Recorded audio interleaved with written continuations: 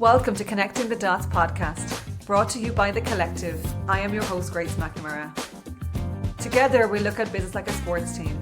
We'll connect the dots between every player in the team, the audience, and the essential plays that are often overlooked by leaders. With a strong gender-balanced focus, we'll bring together discussions from across many markets that connect women's health, purchasing powers, leadership strategies, and business growth.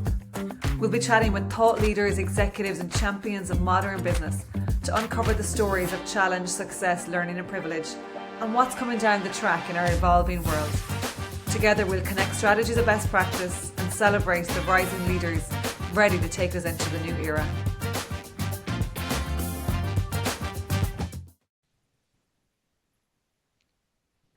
Hello and welcome. Rosanna Tucker, thank you for joining us. Isabel van de Keere, thank you for joining us. Guys, you've got some amazing background and a lot to share, both professionally as personally in volunteerism as well as in business. So I'm going to get straight into it. Rosanna, let's start with you. Connect the dots for us, please, from where you started to where you are today. And don't be modest. Don't leave anything out. Thank you. It's a real pleasure to be with you today, Grace. So thank you for inviting me and alongside amazing company, Isabel. It's great to meet you for the first time. So I'm really looking forward to speaking with you both today. So without going too far back, I started on a running track at 7 years old. So that's pretty far back actually, but don't worry, I'll speed up some of it. So huge passion for sports and fitness from a very early age. I think I joined a year younger than I would have been allowed to at the local running track.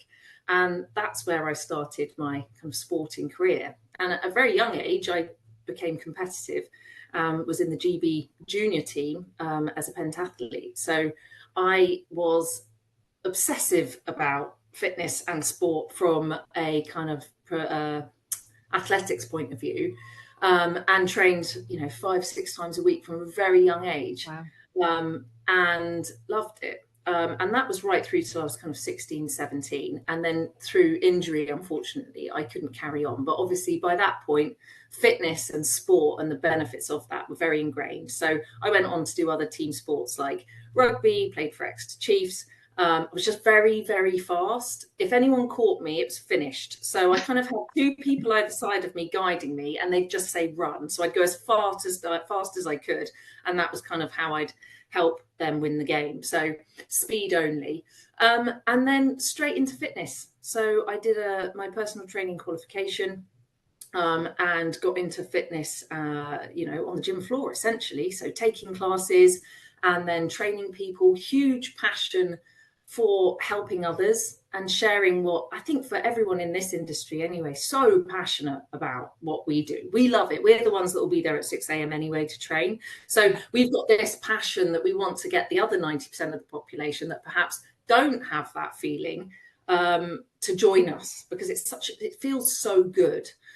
So started in the fitness industry and really grew up in the fitness industry. So I went from the gym floor right through into senior management. And then I met my co-founder, Beverly, and we opened a series of immersive group exercise studios. So we thought that group exercise was just incredible. And there were new programs always evolving, but actually the space in which it took place hadn't changed since the 80s. It was wooden floors, bright lights, mirrors, none of which is necessarily a very conducive environment to feel good or work out in. It's that feeling of doing Zumba and thinking you look like J-Lo, and then you catch a glimpse of yourself and realize it's not quite like that. And then suddenly all your actions are inhibited. You're not dancing the same way or moving the same way. And so it actually changes the way you work out. So we thought, how do we create an environment that actually motivates you, just like music does? What about sound? And what about, music does. So what about visuals? Can we use CGI animated environments to really improve your training outcomes? So we created Immersive studios, which we launched in London. And that essentially meant that when you did yoga, you were on Bali Beach, 270 degrees CGI animation, smell of coconut, and we changed the temperatures. Nice. And what we found is that members loved working out. And what was the biggest reason? Because the mirrors weren't there anymore. And the environment helped and it charged them along. But essentially, that inner critic was switched off. you felt the exercise and you moved. And if you felt that you were Jennifer Lopez in Zumba, you remained that way. So there was a real feeling of enjoyment. And we had over 1 million visits in those studios. Wow. But it was incidentally when we were managing those studios that we came up and, close to this problem of the infrastructure of working in this flexible shift-based environment. Our fitness industry has always been flexible work. There's just never been an infrastructure for it. So you have these products, timetables, personal trainers, pickleball, whatever it might be, that is all reliant on a person, and often a number of different people with different skill sets. And there's swaps and changes that inevitably happen because that's human and that's us, and things happen. So you'd have these last minute cancellations and you wouldn't be able to provide the product that you'd advertised. And then recruitment was really difficult. You had to poach on timetables and go in Facebook groups and use tools that essentially weren't designed for this purpose, but they're kind of what we're using because there wasn't a tool to kind of operate all of these different areas. So it was communication was WhatsApp, again, multiple groups and multiple people and noisy and loud and going off all the time and missing messages. Recruitment was poaching essentially from other platforms and people's timetables, not time efficient or effective. Subbing or class cover was done on an old list if you had one in the office, or mobile phone, numbers that were out of date and they've not actually taught for 2 years. And then when it came down to compliance, hit or miss, maybe an Excel spreadsheet, maybe something in a database somewhere. So we wanted to build a tool that helped support instructors and help them go to work in this environment, which is, hugely gig based and moving that in that direction at 1 million miles an hour, but has always been that way in our industry. And then for operators, how do we flexibly staff our facilities so that we can deliver the product that we advertise? We're losing money that all the time, that we're not able to provide the product that we've sold to members, and rightfully so. You wouldn't accept it in another industry. You wouldn't accept in a restaurant to go and order a steak and then be given a burger or perhaps nothing at all and pay for it. So it shouldn't be acceptable in ours. We looked for a solution, we couldn't find it. So Beverly and I decided to build it, and that was about 3 years ago. So that's a Love it. whistle stop. And now you do, not only are you executive, obviously as an athlete, which is a love story, we can come back to that, but obviously you also do an awful lot of work in the volunteerism and fundraising and charity space. Give us a little bit of snippet of that, because again, it's phenomenally impressive. Yeah, thank you.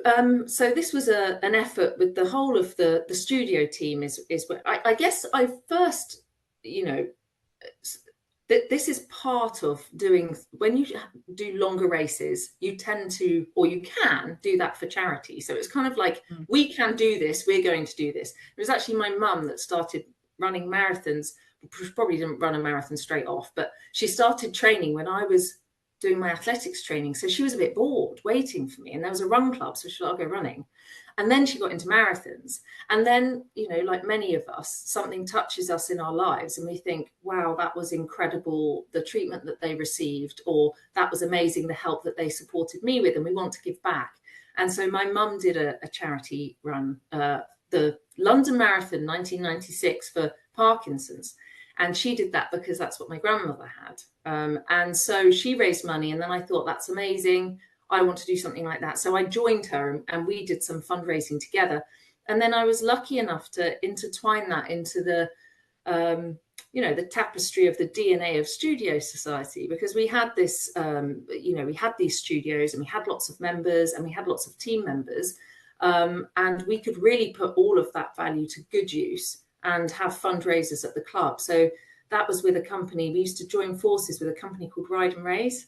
And we used to do these epic spinathons that were, 5 hours long with about, enough time to eat half a banana and then stay straight back on the bike. I mean, any air conditioning couldn't handle that. It was unreal. We had as many people doing it as many people like turning the studio around just so it wasn't a swimming pool. It was intense, but we raised, amazing amounts of money for different charities that meant something to each of us. So the Ben Kinsella Trust, Knife Crime, and then of course, cancer research. And we also did a lot of work with women's prisons. So often it's very difficult to integrate into work. And there are some amazing companies doing things, but it tends to be more appropriate for men. In as such that the trade is a trade that's normally, it has more men trained in it. So that might be construction, or it might be shoe repair, key cutting. So not exclusive, but just not probably what is in the wheelhouse of perhaps a female prison inmate. So we had an amazing opportunity to work with females that were on a day release. So they could come and work at the studio and be around people, be around that amazing energy, help people, often train, lead classes, find their confidence, find their voice, find their leadership again.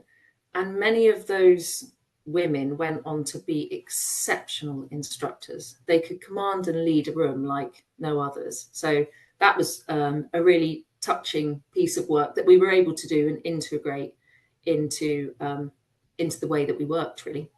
I absolutely love it. And it just shows going above and beyond. And what you mentioned there was weave it into tapestry of the business.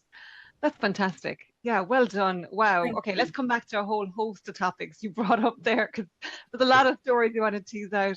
But first, Isabel, over to you, because again, likewise, connect the dots for us. You've got an amazing background. So yeah, fill us in. Give us some of those dots at the start to where you are today. Yeah, I guess it all started very early for me as well, in the sense that, but more from I guess scientific perspective and love for science, and also love for medicine in some way, because which is maybe a bit freaky in some way, but there was so I'm originally from Belgium, and there was a show actually on TV that was showing educational surgeries. And so it was like watching live surgery, basically, to understand how things, but in a very non-gory way. And I was fascinated by it, like by the age of 10, 12, I was like watching it and I really loved it. And I guess that's kind of how, I guess my love or passion or like interest into like the care for patients and what it takes to really get patients into a healthy state again, what you can use, but how much technology comes with it as well, to actually get, like, let's say you break a leg, you have to often have medical implants put in, whether they're nails or other types of implants to actually help you restore again, or plates or something. So there's a lot of engineering that comes into it. And I guess when I was about maybe like 16 years old, I didn't really know. I was like, I want to study medicine. No, I want to study engineering, because then I can like make a lot of the stuff, and then I can create a lot of the technology. And I guess then I just combined the two. So I studied. Typical woman fashion. You're like, I want to do medicine, I want to do tech. Let me do both. Yeah. So then when I went to like these info days and so on, at the time, so when I was studying, the actual degree biomedical engineering was basically integrated into mechanical engineering. Now, often you would have like a separate department, because it has grown so much over the last, like, let's say 10 years. But at the time, so I chose to then go down the route of mechanical engineering. And so I studied that. And I did a lot of the kind of projects I needed to do. I did like a project on how to not lose bone when you're in space, for example, and how to understand that, and how the exercises that come with it that astronauts have to do. That was like a physics project. And then my master's thesis was on improving implants and the biomechanics behind it, of walk and gait, but how does it impact on like bone implants, and why do they break, for example, why do they not work? And so then I brought in like material science and so on, and that brought me then into my PhD, where I really focused on how can we make implants a lot better, so they don't, no matter where they're put, whether they're put in your heart or whether they're put in your bone, that they don't fail, because there's still failure, but at the time there was quite significant failure and so on. And so how can we improve basically materials and designs to make that better? And Yeah, and that's I guess how and for during that time actually spent 2 years in Sweden during my PhD, where I then worked together with a small startup to then develop this new technology that they spun out themselves. Um, and that's kind of was my first foot into, I guess, the startup world. I do see like doing a PhD in a way, it's in a very safe way though, but it's a bit like running your startup for 4 years because you're working on something fully focused in your bubble in a way, on things that maybe nobody has ever done before as well, or that you think can make a real big impact. And I think impact, yeah, that's kind of throughout my journey. Then afterwards, I left academia a bit after I did like a short postdoc, but then I worked in international development, to boost innovation, to give like people access to medical devices in areas where they don't have it, um, or to like assist technologies like wheelchairs even, or like very simple that we think is very simple access, but for them they don't have it, and how to create new technologies to actually give them much easier access that they can also build locally, because that's often the case as well, is that things that might be built here, if you bring them into lower middle income countries, they might not be able to build it themselves. So you have to basically recreate at least some version of the technology that they can actually do it themselves, because I mean that's it's like capacity building often is you want to go there, you want to help, but then you often will leave as well. But if you don't build anything locally, then obviously everything will disappear. And that's Right. not the point as well. So I worked with this amazing organization actually here in London for a bit as well, the Global Disability Innovation Hub. They came out of so the founders, actually, two of the founders came out of the Paralympics in London. They worked on the Queen Elizabeth Olympic Park, both from an inclusive, like from an accessibility perspective, and how can we make the area inclusive and accessible for the athletes. Um, and yeah, they started then the Global Disability Innovation Hub in officially, I think it was 2017, maybe 2018 when they officially like grew and incorporated to focus on how can we give people globally, no matter where they are, access to assistive technologies, medical device, prosthetics, um, just in a more effective manner than we can today. And by the time I actually had started Immersive Rehab, so maybe along the way, so I had a very severe accident in 2010 that basically, yeah, left me immobile for a very long time. So I had a severe head injury, traumatic brain injury, neck injury, and yeah, mobility issues basically. So I recovered from that. And while going through that recovery, with all my background and everything, I was like, there, I was super frustrated myself. And I guess in a way, I guess I understand biomechanics. I could understand maybe physiotherapy, how it works, but I was still very frustrated myself because I didn't really know how it progressed from one day to the next. And how, because it was all very subjective, right? You would go to a physio, they would say, oh, you're doing well, or you're improving, or it was a little bit less worse, less good than yesterday. But then you're like, but what does it mean? I don't really, especially when you're very severely impacted, right? And it's often like, yeah, not very engaging, etc. And so that's why then I started Immersive Rehab, where the idea started to percolate in my head. How can we make significant, like, physiotherapy that is also working with really severe injuries like stroke, MS, spinal injury? How can we actually make that rehabilitation one more engaging, but also more effective, both for the patient and the clinician or the therapist that is supporting them? And and that's really then how immersive rehab uh, got into the world in 2016, and also where the connection that was made with virtual reality was that one, we could make it much more engaging, but we could also allow people to enter this virtual world and engage with virtual objects that do not have any weight, like in the physical world, and train motor skills, whether they're major motor skills or fine motor skills. And then once they kind of have improved that a little bit, then they could actually go and use physical objects. And that's kind of, especially with stroke and spinal injury, because it's basically a brain injury for stroke. And MS obviously affects the brain as well. So can we rewire the some way by doing enough movements to then give people some of their mobility back, or their ability back to move. So that's really how then immersive rehab came about. And I ran immersive rehab for the past 8 years. So yeah, it was an amazing journey, and I'm always very much in awe still of physical therapists in general, but the ones that work within neurological rehabilitation, yeah, they're special kinds of people. So, and now I run my own innovation consultancy. So I help other organizations, whether they're startups or hospitals or corporates, like pharma, medical device companies. But the majority are startups and nonprofits and hospitals. Like the last one was Great Ormond Street Hospital that I worked with on a digital innovation project to help young people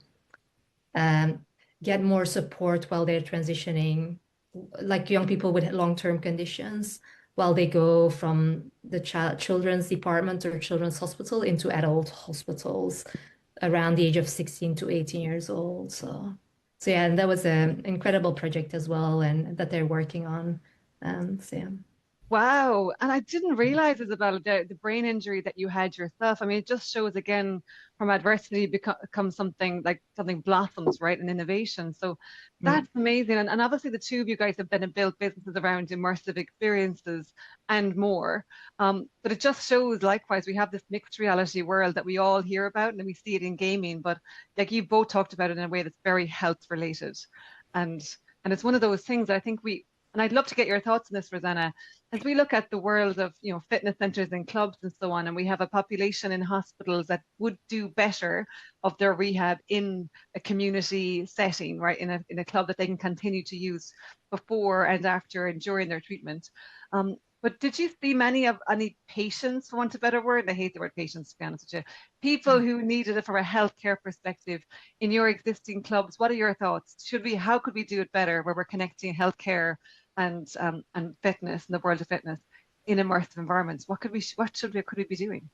Yeah, I think that's I think for sure we need to, or we want to be doing more to connect. I think it's the connection of it. It's how do you go from here? And Isabel, you were touching on it there in your own experience of, okay, I'm here.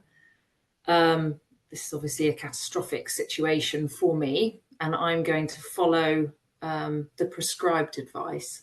And you often perhaps accept what is prescribed.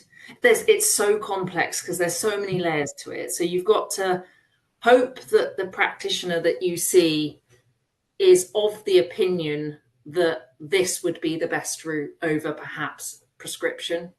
You've also got to hope in this country that you get to see a specialist, because you might see someone more general, which then perhaps takes you down a different course or path in terms of what they're going to prescribe.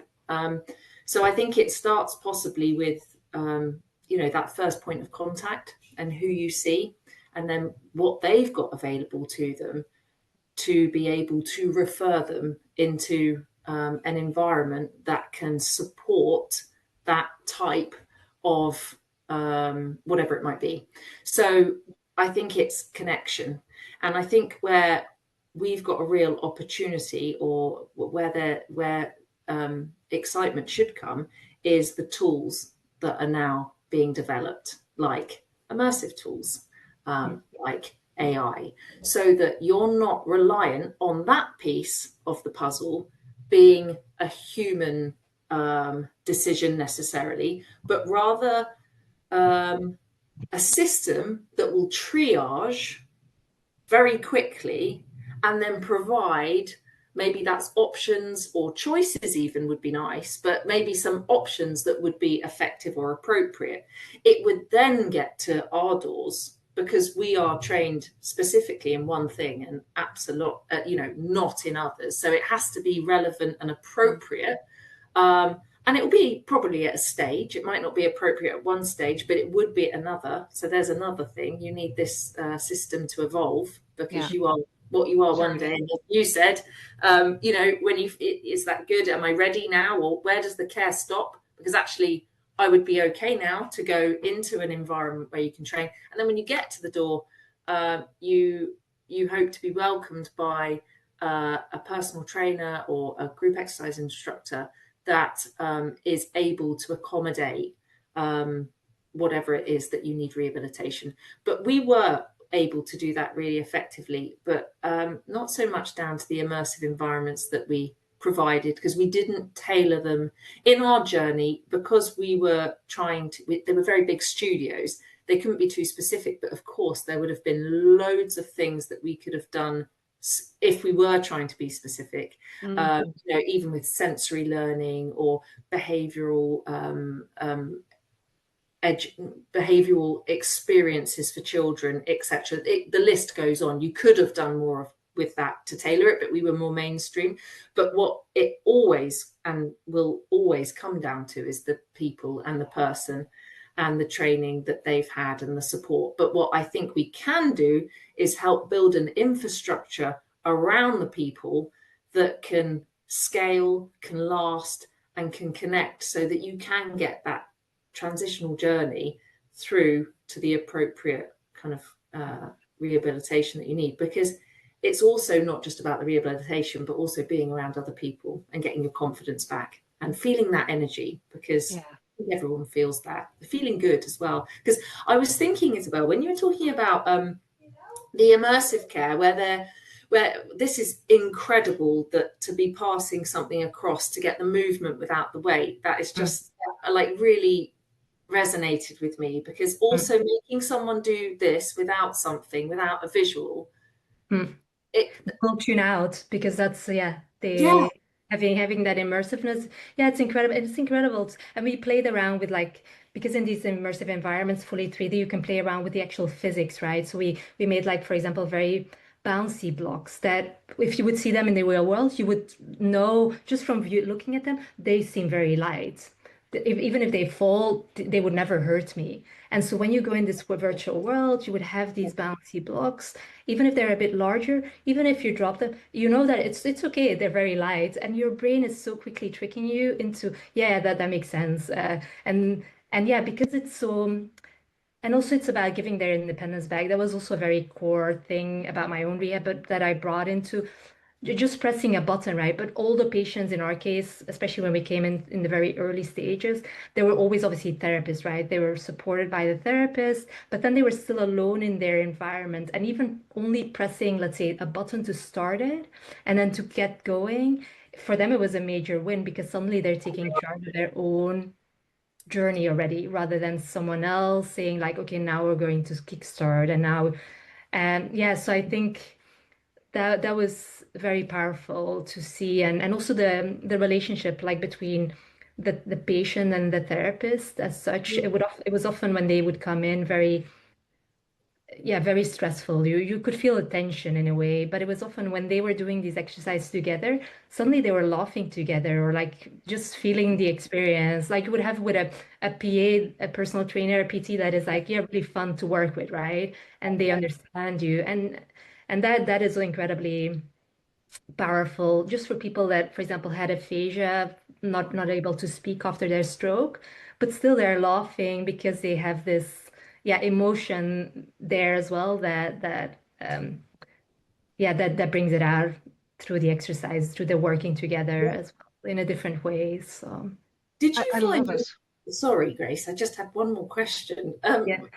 Related to the immersive, did you find that the immersive nature of it, because at the studio what we found is that people that wouldn't normally have gone into a specific type of class or done something just because of feeling embarrassed, they don't want to go and try something new, they don't want to be the first one, new person, all of the usual feelings that some of us have, but they would do something that was immersive, because it was often a lot, the capacities were way less, because probably realistically, however good we made immersive, we'd only ever get 30% capacity versus a live class as an average. And so what you would find, though, is they would time a class where they knew there'd only be a handful of people in there, and they'd feel a lot more comfortable and confident doing that. Did you find that there was an increase in that feeling in your patients?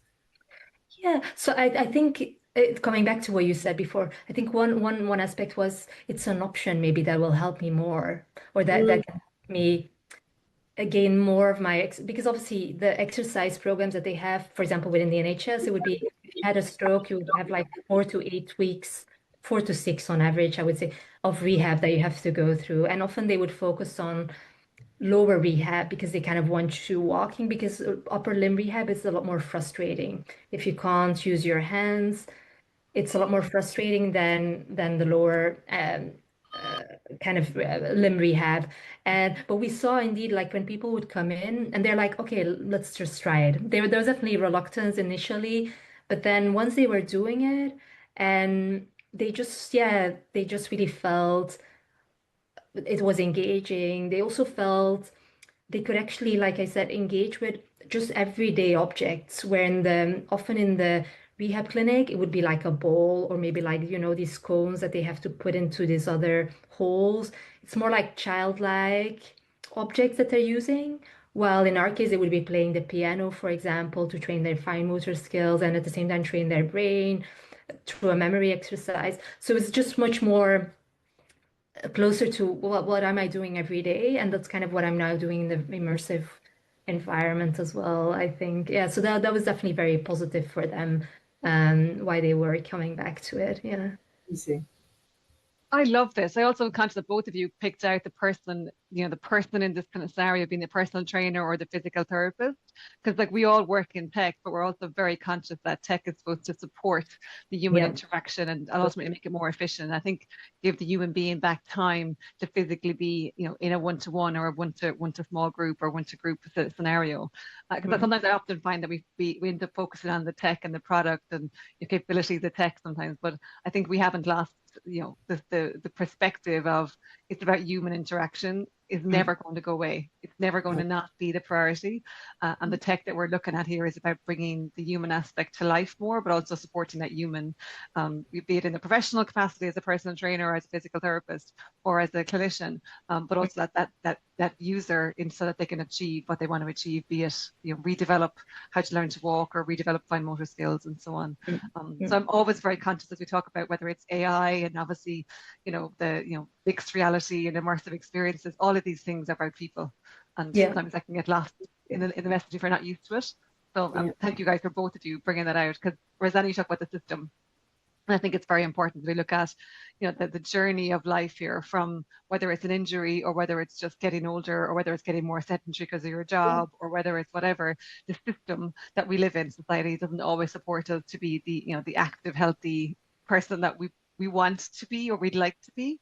So making it as efficient as possible and giving us access to those human beings. And Isabel, you said it as well, like the physical therapists, I mean, sometimes what the work they do is just miracles. Yeah, Right? just an example. I mean, it's a really great rehab clinic. I'm going to give them a shout out here, Please. if I can. But they're called NeuroKinetics, and they're an activity-based rehab clinic. Actually, they're based in around London, Gatwick, and there's also in Brighton and Glasgow, I think. But they were very much like activity-based exercise, and they mainly work with spinal injury patients because one of the founders actually is in a wheelchair himself. But the most impressive thing I've seen there was it was basically a spinal injury patient that was lifted into a harness on a treadmill, and there was a mirror in front of the patient, basically. So you have a mirror here, the treadmill is here, and then the harness, the patient is up in the harness looking at the mirror. But then on the treadmill, seated with their backs to the mirror, there are two physiotherapists on each side of the legs. So it's basically paraplegics, couldn't walk. And they were moving the patient's legs alternatingly, so that but what the patient would see is that they would be walking. That's what they would be seeing. They would be walking themselves, because they would only see the backs of the physios in a sense. And that's kind of a way of, I guess also that recreating neural pathways Power and of the mind. movement, and linking it to your brain. I can actually walk, and it's very fascinating. There's been great studies around these type of methods. But anyway. No, I love these stories. I do. I absolutely love them, because they're not stories that we hear, all the time, and that we all live in our own bubbles. So I think it's important to stretch, the bubbles often, so we get that perspective and context. And if nothing else, it inspires people to go, wow, that's amazing, what's amazing. But also that intentionally inspires, leaders in different parts of the world, be it in the fitness industry, to think about maybe I could do this, you know. As Rosanna talked about, you have a studio, you have immersive experiences, you have space, you know, maybe there's an opportunity to extend, you know, that dead time of that class, that room, into something that's powerful and, you know, rehab based, or, you know, whether it's small groups or one-to-one. I think there's opportunities, right? Because we want people to be connected to a physical activity center of some description, or physical activities throughout life, regardless. Yeah, really, really powerful. Thanks for sharing. Going back a second to the system, Rosanna, we talked before as well about, you know, you've got yourself and Beverly, right? Two amazing female leaders and co-founders, and Isabel's another, right? So it's not a massive cohort of female co-founders as there is men. So we're growing, right? Thankfully. Give me a bit more context. So what does it mean for you guys as, you know, women leaders? Is there anything different, do you find? Give me some context of why you started what you're doing, and in the system that you're building, you know, with CoverMe, is there any gender differences as well? Because likewise, I've had great personal trainers of both genders, but is there any differences? Well, I think first of all, we did this twice, didn't we? So first of all, we thought it'd be really great to create the immersive studios and you know, create this product. So I think that where this ambition came from was not so much that we were going to do something or that we were going to disrupt something, or where did the problem lie.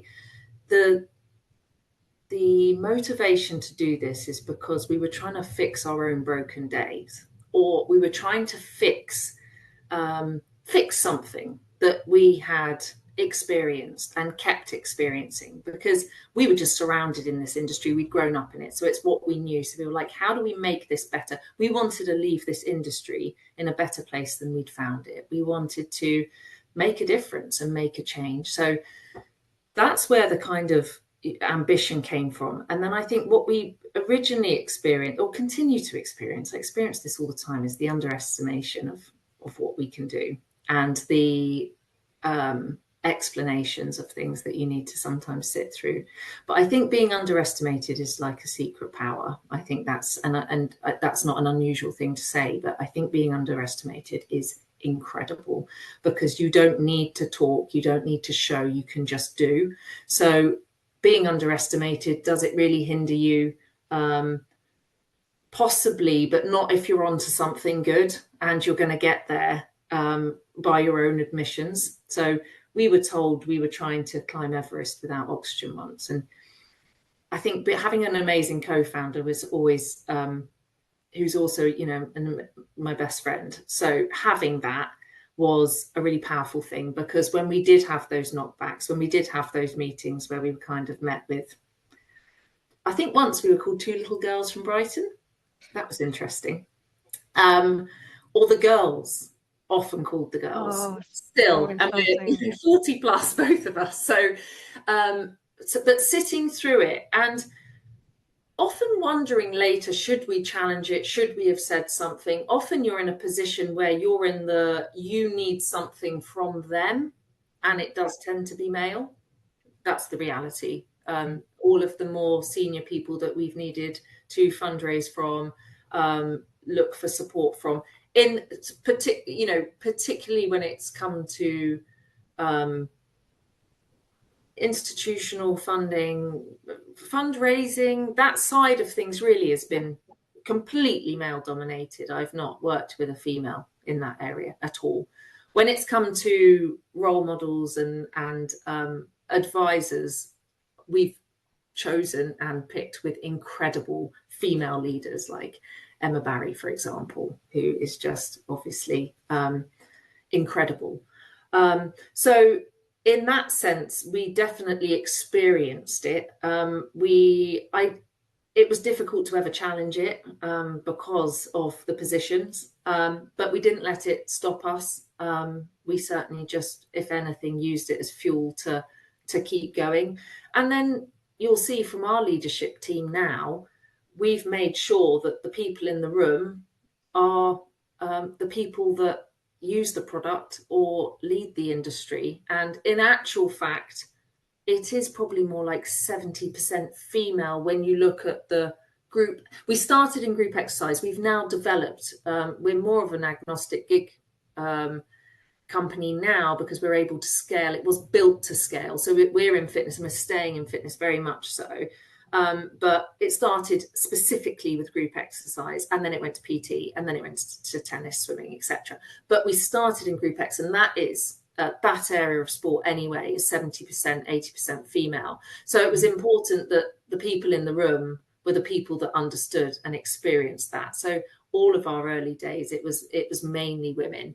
And then, of course, as we've built the senior leadership team, that's based more on skills and abilities and behaviours and everything else. But we have heavyweight female because that's where we started and that's where the journey started. And I think the ability to juggle multiple things and the dynamic nature and the speed of being able to, fundamentally, if we go back, we are known to be better at multitasking because we needed to be able to multitask. So just like Isabel didn't do one, she did both. You didn't have to. We don't accept that you just do one. We might try and do 3 or 4. Because we can. So that there is confidence that I have, and a understanding of a different way of working, and it's not better, and it's definitely important to have balance, but we've always made sure that we've had the appropriate people in the room, essentially, is what I think has led us to build the team around us, which is everything. Brilliant. Because they're everything. They are the reason that we're successful. They're the reason that we've grown at the speed that we have is of course the people that we've built around us. And it's really good to know as well, because I'd forgotten that you were ultimately for it as well, right? So we're talking about the fitness in terms of PTs, but as you mentioned there, tennis and other sports as well. So it's ultimately coaching, personal training, whether it's small group or one-to-one. Is that correct? Have I captured? Absolutely, yes. So essentially, if you run it, we cover it. So because it's about the work, it's a workforce engine. So it's about, it's not just, so what you'll have is solutions that do one of the things, but it's all connected, that you need to connect it. So if you have a shortage, you need reporting that shows you have a flight risk in this area. You need to hire more people. Now, where do I hire more people? From us. So you look after your team, you make sure they're compliant, you engage with them, you reward them, you recognize them, you give them a tool that helps them go to work from the moment that they qualify to the time that they retire. They can build a digital wallet. You can keep all of their qualifications, certificates, insurance, everyone's compliant in one place, human verified. So they can raise their profile, they can earn more money as a fitness professional, whatever that is, wellness, fitness, sports. And then as an operator, whatever you're running, you can manage your team, you can allow them to communicate, and then you can go to our wider network to find your next talent. I love it. That compliance aspect is critical, because as you said exactly at the start, when I was managing teams of instructors and trainers, it's a spreadsheet, right? Or it's a folder with all of these different forms between insurance and qualifications, and are they up to date, and when are they out of date, when do I have to chase up with a new one? It's even managing that as a whole waste of time. So you having it in a system like yours is perfect. Absolutely. And we use the technology. That is not a human thing. We didn't get into the industry to be calling around instructors to try and find cover. Like when that comes in, or that feeling, everything stops. We didn't get into the job. That wasn't on the job description. It wasn't on the job description that we'd be looking at certificates, insurance, photocopying them, trying to keep them up to date, which in the reality, you should be checking that every day, shouldn't you? So if I'm going to start checking that compliance every day, what am I really doing about the product or the member experience? I've then also got to keep everyone's, communication and contacts up to date. I've then got to find all the new people, but there's no platform to do that. So I essentially spend my day in the office doing things that a machine can do a lot better, which means that I get to go back out and interact with people and do what I got into the business for, which is, engage with people and help them live healthier, happier, hopefully, lives, So I want to call out 2 things that you mentioned there as well, because the business is impressive, but 2 things that I think is important to call out so that we can get people to think. Underestimating people and underestimating women in particular. So that's something that people need to be conscious about. And there's definitely unconscious bias in there that people need to start thinking about and making it conscious. Yeah. And the other one you mentioned of is calling girls. Like, I find disrespectful if someone calls me a girl in a situation like, well, would you call that person my counterpart a boy? So it's kind of, again, getting the sense of, if you're not going to call the group of this, one a boy, one a girl, if it's man versus girls, stop it. It's disrespectful. And again, unconscious bias. So call out to anyone listening. Think about when you use the word girls, and when you use the word women, and when you use the word men, and when you use the word boys, because we are not doing it consistently. And I find it respectful when somebody, as you said, in your 40s, professional executives running businesses, global businesses that are solving a significant problem, being referred to as girls. It just doesn't fit right with me. Yeah. So yeah, we need to call that out. I think being conscious with it. Isabel, I know we've talked about this as well a little bit before, and we talk about some of the unconscious bias that exists in medicine as well. So what about your side? Give me some context of, where does that gender come into it, and where you've experienced it being positive or negative, and again, likewise, and the antidotes. Yeah, I mean, obviously, I've kind of started in the very gender divided world very early through engineering in the sense, but I guess I was lucky because of the institution I was studying, where a lot of the professors we were naming on a first name basis, whether they were women or men, which kind of took away this hierarchical professor men and then a woman, which they were rare. But I think that kind of helped as well trickle down to the students, because it became just we're just students amongst ourselves. And I think even if we were studying very technical degrees, during my studies, I didn't feel it that much. But when I went out into the working world, I guess, afterwards, I would always say after my PhD. During my PhD, I didn't really experience it that much, but afterwards, I definitely did. And I think, but I think it was always it wasn't necessarily linked to an organization or a company. It was always just linked to egos that are present in companies that are there because of certain, maybe more, not because of meritocracy, but just because they were placed there. And I think that's often where then often bias would come in, and you would experience it, especially in a very technical, male-driven, let's say you're the only woman on the team of 10 men. And then you have maybe a leader that is indeed has that attitude. But on the other hand, I've been in other situations where that was not the case. So, but it is definitely there. Bias. I mean, the biggest bias maybe lately I did obviously encounter was as a founder, as a female founder. I think fundraising overall was the thing I disliked the most of my whole founding journey.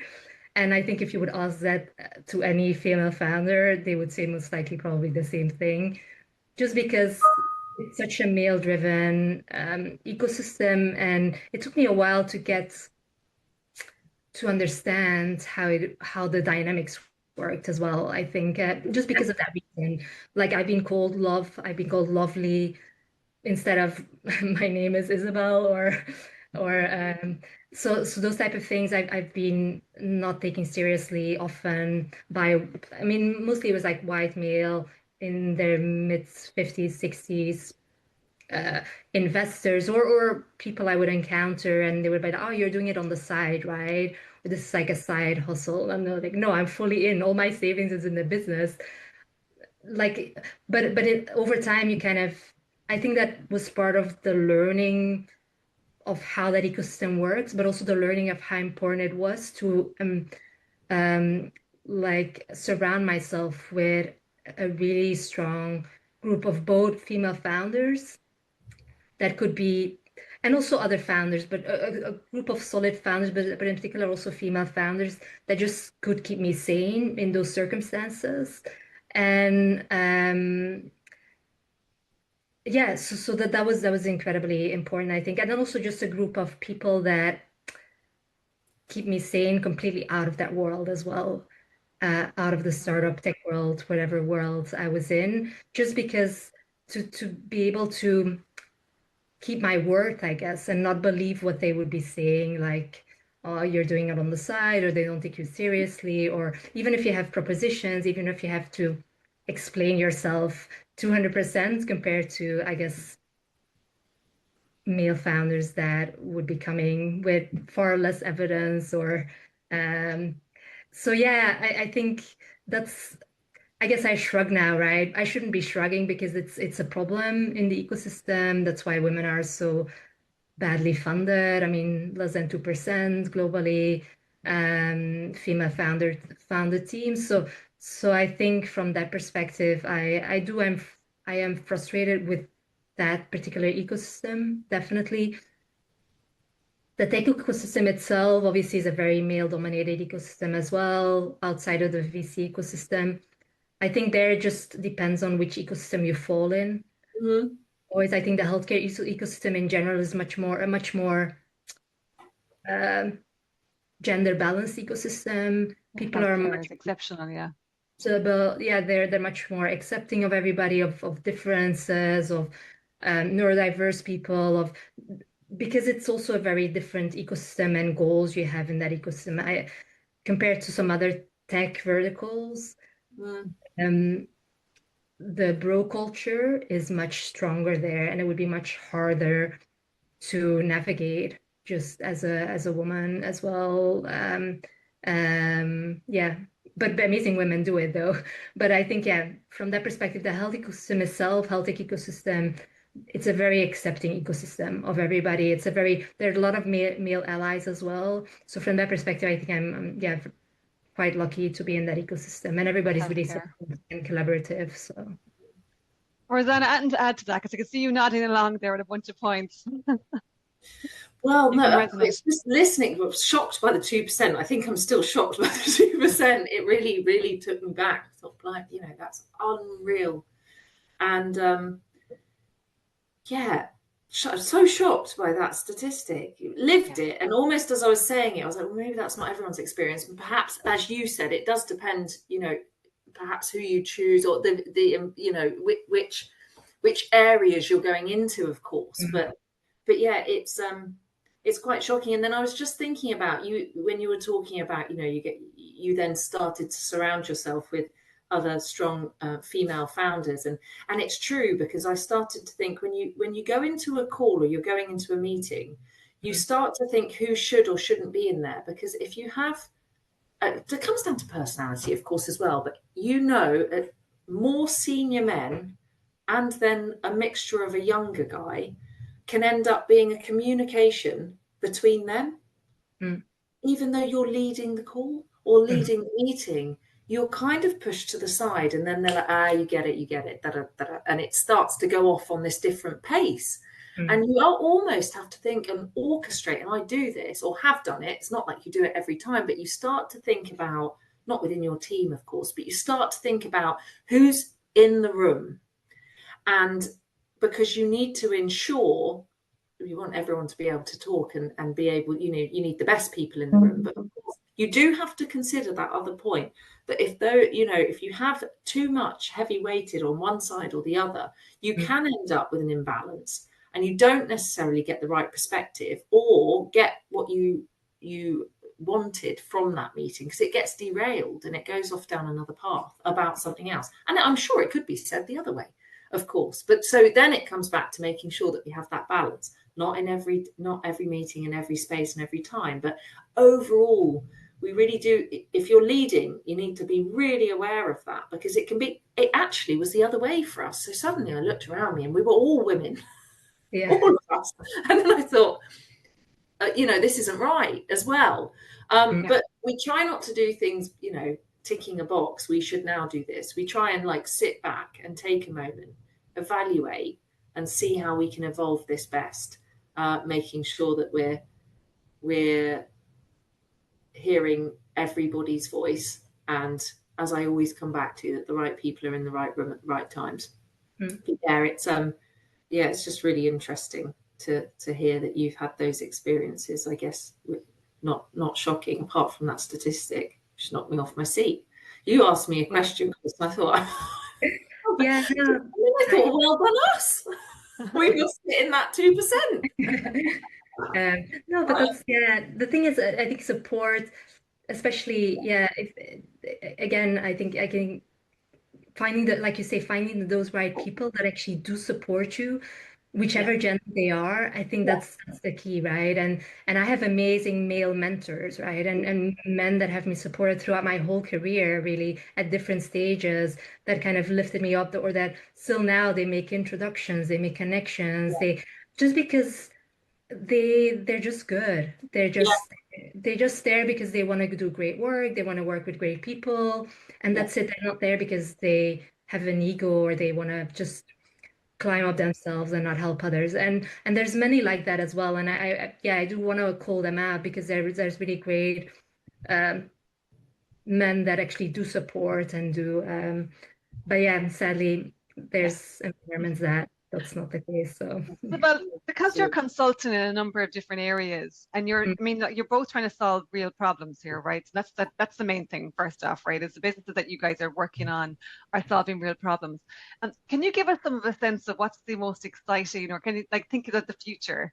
What's the exciting project or the exciting changes you see in society or in tech and health tech, med tech, that you see is coming down the track that, you know, our audience is outside the bubble of medtech, health tech may not be aware of? Give us something exciting that will give us a bit of inspiration to think about for the future.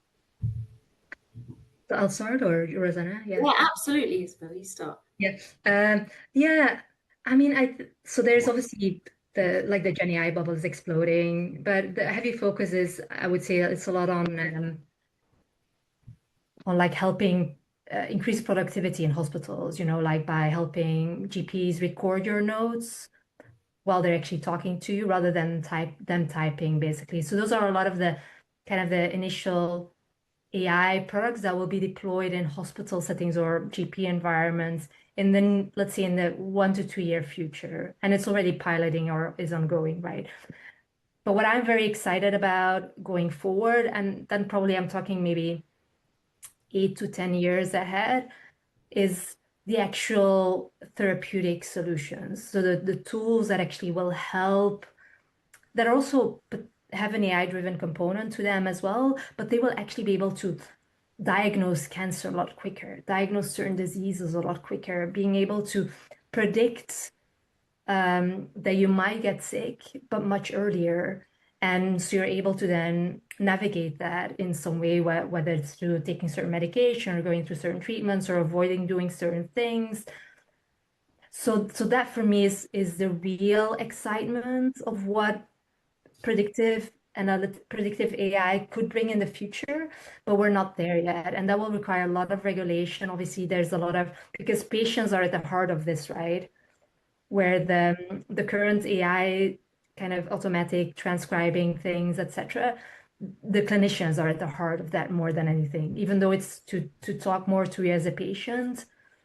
But the one that is coming is really about how can we improve, help you live much more healthy and understand diseases before they even occur, Right. as well, and diagnose them a lot quicker as well. So it's going to be a that's game changer. Yeah, I'm with you on this. I think it's very exciting. Predictive analytics, first off, is coming, and it is coming much quicker. I mean, I think one of the statistics I heard recently is that something like 80% of the world's data was generated in the last 3 years, and 90% of it's not being used. Yeah. That's the problem as well, right? Yeah, because there's so much data. I mean, within radiology, that's where it's most developed, right? So within, like, for breast cancer diagnostics or diagnosing certain what a tumor might be or a lump might be, it's a lot quicker now than it was before. But to have that expanded to like a lot of other sectors in healthcare, it's something that, but then we need to make sure that we can make use of all the data in a good way, right? So that, and I think that's still a struggle today, to make sure that it's no point wearing all the wearables that you're wearing if you then just end up with like a bubble of data, you don't do anything with it, and that's also a problem. So that's something that I'm very excited about, that as well. Easier ways to actually make good sense of wearable data. I think that's more near future, but I think there's definitely not a solution for it at this point yet in a good way. Work to do. Rosanna, what excites you then? I think, well, firstly that, because that's incredible, and obviously that's really at the forefront of what we all want to achieve, is longer, healthier, and you know, better lives, perhaps, but also being able to diagnose that ahead of time and having that data. But it's so interesting that you say about being able to read it, because I wear some wearables, and there was one in particular, and it was great. And because of my background, I can read some of that data and then I can action it. But my partner had it, and after about a week, she was like, I'm not really sure of the point, because I get all of that, but I don't really know what I'm meant to do with any of that. And so that connection of being able to then pass on, but everything happens in stages, doesn't it? We create this technology, and then we understand that we actually need this next step, which would make it, you know, actionable, if you like, into creating a healthier, better lifestyle. But that was really interesting that you said that about pulling this data, but then what do you do with it? And I think for me, we can see this, and I think AI is going to go like an absolute rocket ship. I think it's already, you know, it's ChatGPT is already being used, probably more than Google, but, you know, which was, you know, definitely the biggest search engine that was unrivaled, you know. And I think what was different than in other industries, which, you know, like, for example, there was a theory that in an infinite race there didn't need to be a winner or a loser, and for example, the motor trade, so everyone could exist. So the idea wasn't about winning or losing, it was about creating products that would last, that were sustainable and of quality. And in that scenario, it was Simon Sinek that said it. So in that scenario, you don't need a winner or a loser. But then the internet came along and completely challenged that, because there is very much a winner and a loser. And whoever wins in that leads the way, and everyone else is in the peripheral and gets the scraps. So, for example, Google, for example, Airbnb, for example, and there's so many examples. There is a winner. So that race is on, and the race will be the same for AI. So that will go like an absolute hockey stick. And I think what I'm excited about is that people are evolving anyway. The next generation definitely aren't going to work the way we did, and they're not willing to go to work like that either. So they've been brought up and learned the skills to go to work like that, but they don't want to go to work like that. And in actual fact, like if we take the US, that's 36% are in the gig economy now. But when we look at our industries, healthcare and fitness, it's always been a gig economy. So but we've not had an infrastructure built for that. I remember last year sitting on the sofa with my friend who's a nurse, A&E nurse, and she was called. She was called about shifts, and then she was like, oh, she doesn't like me. She never gives me the shift that I want. And I thought, hang on a minute. So they're short of staff, but they're picking. And you're getting a phone call about it as well. What if you hadn't answered your phone? Like, how is this not an infrastructure for every area of our relative verticals and industries, where at a touch of a button, just like we can order a car, watch a movie, get food, you should be able to find someone to be able, that's relevant, compliant, that can come and support whatever that is we need within our industry. So whilst we're seeing all of this digital advance, I'm excited that we're building the infrastructure that will connect the relevant people and help them go to work from the moment that they qualify to the moment that they want to retire, in the way that they want to go to work, which is on their terms, when they want to, for the fee that they're willing to be paid for that. So the gig economy, and I think that was supercharged by COVID. So that essentially made businesses really look at the way they operated, and also employees look at the way that they wanted to go to work. And so that flexibility needs an infrastructure. People aren't scalable, but our technology can be. So if we can connect everyone and build one place that helps you keep, like you were saying, we have skills and we have things that we've done, and that doesn't necessarily just need to be educational. It can be experience, and you should be able to, let's think of Bitcoin and blockchain, you should have reward and recognition, and actually you did that 30 years ago. That doesn't count as much as the fact that you just did that, which was an experience, not your degree, but actually that's worth that.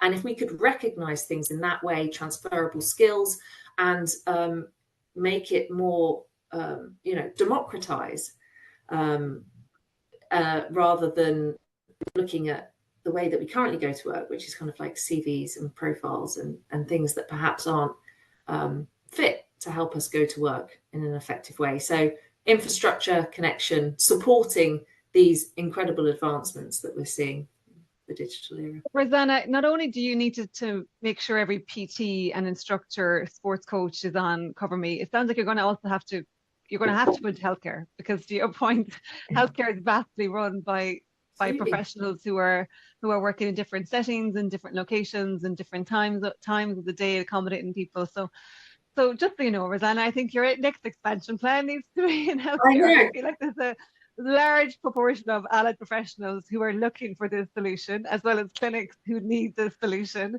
who are consistently trying to find nurses or physical therapists or physiotherapists or any other professional at different times. So there we go. Now that's the next business growth strategy. Yeah, well, actually, incidentally, we were doing some research and work in South Africa, because their wait list is so long to go to the doctor. It's over 2 weeks. So what they're doing is that in the pharmacies, there needs to be a nurse or a doctor. That's a government initiative, so that they can see more patients more quickly. And so, of course, how's that being run?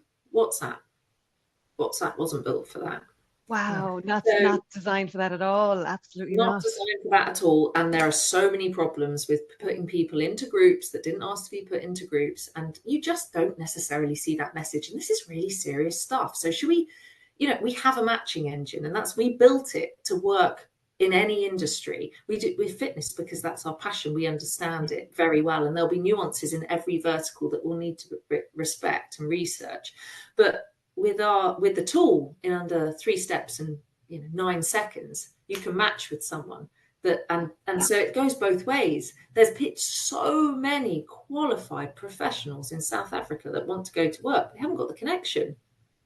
So if we can connect these people, that's all we're doing. Everything else is down to them. These amazing initiatives, we're just literally connecting them. So it's powerful, and we want to do that work. So I'm most certainly going to be asking Isabel if she's got some time to chat with us.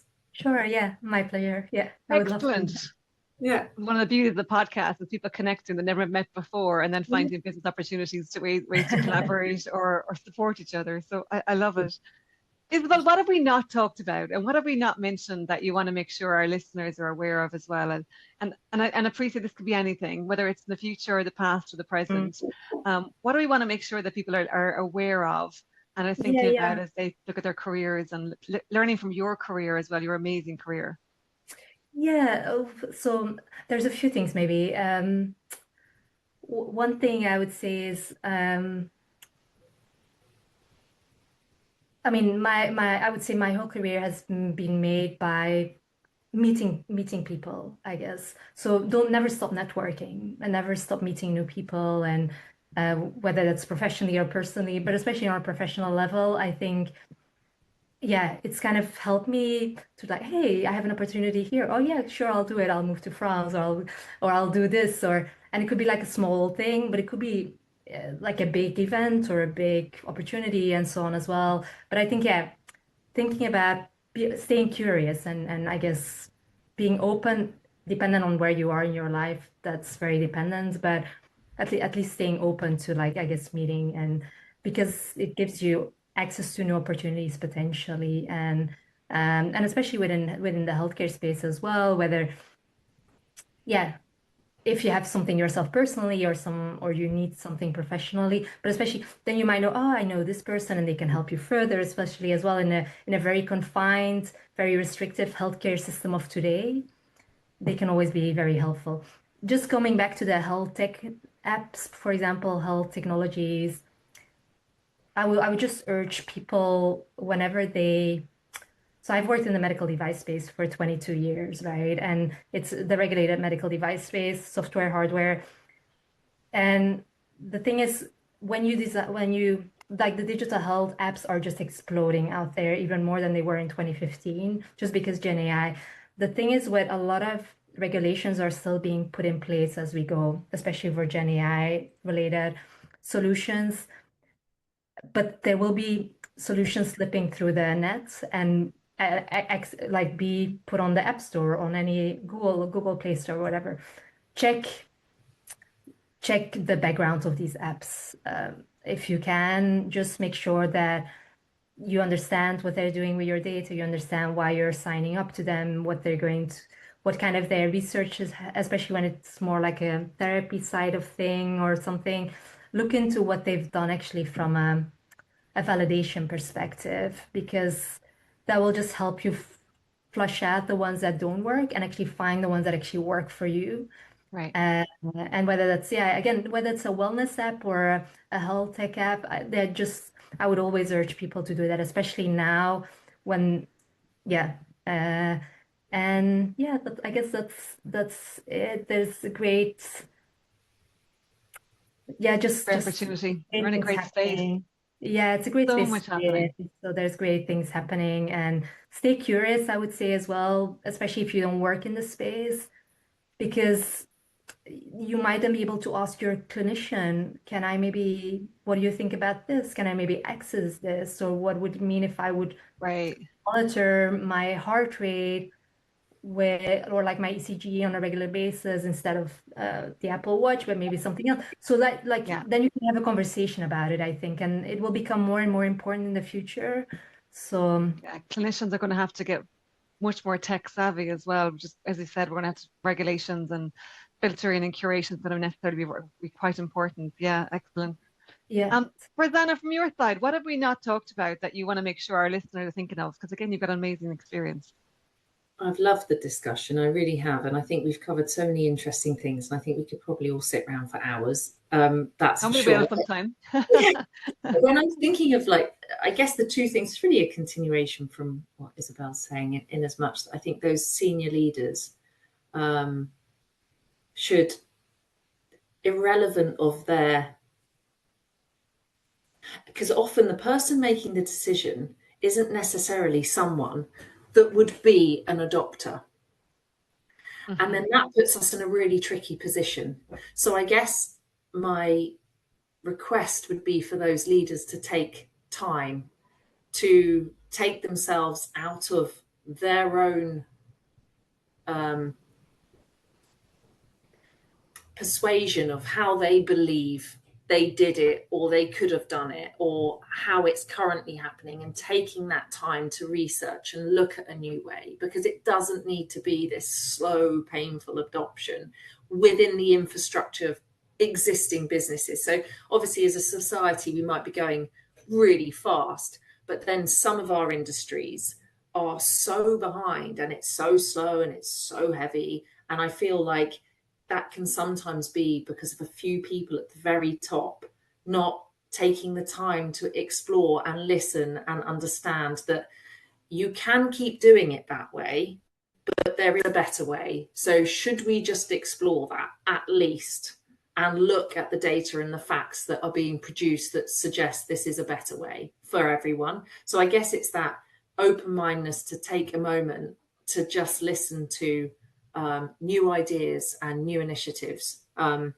of course, then the other side of that is research it and make sure that it is what it says it is, and it's built in a good way, and in a positive way for positive and good. So that's one piece. And then I think the other thing is just there are millions of good ideas, and there are millions of really, really clever people, and then there's millions of really, really talented people. And I think the most important thing is that whatever you're doing, just start it, just do it, because you could spend so long researching, you could spend so long convincing yourself that you probably don't have the background, you probably don't have the knowledge. I don't have the background or knowledge for most of the things that I've done, but what I have had a very clear idea about is what is the problem, what could be the solution, and then I've built the best people around me to come together to make that happen. You don't need to be an expert in it. You just need to be an expert in what the problem is and finding the best people to solve it with you, because I think that can be something that stops people.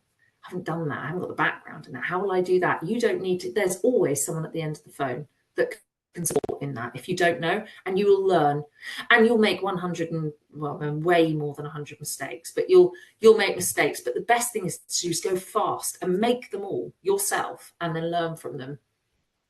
Speed is everything. I think got to go for it. I love it. Inspirational. And that leads us nicely into our last question, because you're right, we could talk for hours, and we will hopefully. Last question is talk about visibility and spotlighting other leaders. And you talk about there having more, people around you as well. So who are the female leaders that I should know about, who we should be spotlighting, who are doing amazing work, be they emerging leaders or the existing leaders? Who are they? I might not know them, so I'd love to get your perspective. And Isabel, I'll come to you in a second. But Rosanna, who are they? Who are the spotlighted leaders we should be talking about? I mean, of course, it's going to be Beverly, co-founder. Bev. She is the other, part of this organization. She is the opposite of me. We are the two people that are, if you met us in terms of the way we work and the way we do things, which is a good job, because if we weren't, probably one would get fired. But we do completely different things and we work in completely different ways, which is great. So she's the person that is silent and powerful and grounding, and we'll test that app a million times, whereas I'll have a quick go through and then brilliant, on we go. So she is the one that will be up all night tirelessly testing and working with the team to create the product that we have today, which is exceptional. So of course Beverly, and then Emma Barry, who has been with us from the very start, but was an introduction from a big fan of ours from the very beginning. That was John Trahan, who has been obviously epic in the industry and has been at the forefront of every trend, and is now doing paddle, of course, because he is at the front of everything. So John Trahan introduced us to Emma Barry. Emma Barry has believed from the very beginning, and her knowledge of the industry and the people, having the background that she has had, the connection, she's so powerful at connecting people. She gets the right people in the room, and she's like a machine gun of ideas, but relevant and impactful. And sometimes you think, wow, you almost say it better than I do. So she's just exceptional in all those ways. So yeah, Emma Barry for sure. Great call outs, Emma and Bev and John Trahan. So a really good male ally there as well. So good shout out, Rosanna. Thank you. Isabel, who are the leaders that we should be spotlighting from your world? So it's actually a new company. They haven't existed for very long, but I've met with the founders a few times, and they're called dot plots. So dots like the dots, and then plots. And basically what they do is and their names are Deborah Babolola and Shefali Bora, basically. And what they do, they've developed this kind of scanner, I guess, device that is an ultrasound at the same time, and it goes with an app basically to help you track. But what it does, it helps women with breast cancer screening. So basically helps them, guide them through a monthly health check, breast check, and how to do it properly. And because it's an ultrasound, it can detect changes in your breast tissue, basically. It's not a diagnostic, so it couldn't say like you have something or you don't have something, but it could say like there's some changes. Maybe it's worth checking out, but they're still going through trials and testing and so on to make sure that it's optimized. But I love what they do, and just because it's a thing, like a lot of the diagnostic tools are you always have to go to the hospital for example, a smear test. If you'll be able to do it at home, wow, that would be amazing. Very easy, much more less archaic than it is today, maybe as well. So those things are being developed as well, and so that's why what I love about their product. They're actually designers from the design school and Dyson School of Engineering, and so so that's I love Great their shout out. board, and it's very important as well, and very educational as well in that sense. Absolutely great shout out, because two things there. One is mammograms are horrific, and I mean whoever designed a mammogram with the and anyone who's gone through it, I haven't even gone through it, and I know it's horrific. Any woman who's gone through it's awful, right? I mean, who even thought this was going to be acceptable behavior? You're physically just shoved into a machine and pressed. Like, it's absolutely awful. So to have even just something that's monitoring you at home, to your point, is not diagnostic but changes, that'd be amazing. Right? I think these are the products that we need to be at our fingertips, right? Which much more accessible. And women's health, women's research, women's health products absolutely need to be better invested in. So great shout out, two female founders there as well. Brilliant. Exactly. There's maybe another woman, her name is Catherine Church. She does quite a lot around women's health as well. She pushes more like policy agendas forward as well within the space. Yeah, I'll send the details as well, but she's a great, Great. do check out. Catherine Church is her name. So yeah. I love it. Thank you, ladies. I mean, I think this is very conscious of spotlighting other leaders, right? And this is part of the reason of the podcast, is getting women like yourself who have phenomenal backgrounds, phenomenal experiences, building fantastic businesses that are solving a real business problem, and is a need in the world and making the world better. I think, Rosanna, you said it as well. It's about impact, right? It's leaving the world in a better place. So thank you guys for joining me. Thank you both for sharing your stories. Thank you also for spotlighting other female leaders. We can pay it forward and make more products and solutions and people visible. It's fantastic. And I really look forward to spending more time with both of you intentionally in person, and hopefully spending many more hours supporting you both from the business side as well as just more women in leadership. And it's a great impact that you're both leaving. So thank you both for today. No, and thank you, Grace, because what you do is exceptional and you bring people together and we have these amazing conversations and you're really leading the way in that. So really appreciate you for having me today, and so amazing to meet you, Isabel. So thank you so much. Great work. Yeah, same. Yeah, thank you, Grace, for having me on and for meeting you, Rosanna. I love the conversation. So yeah, looking forward to staying in touch, grabbing coffee/drink in London at some point as well. So again. Excellent. Ladies, have a good one. Thank you. You too. Bye-bye. Thanks for tuning in to Connecting the Dots.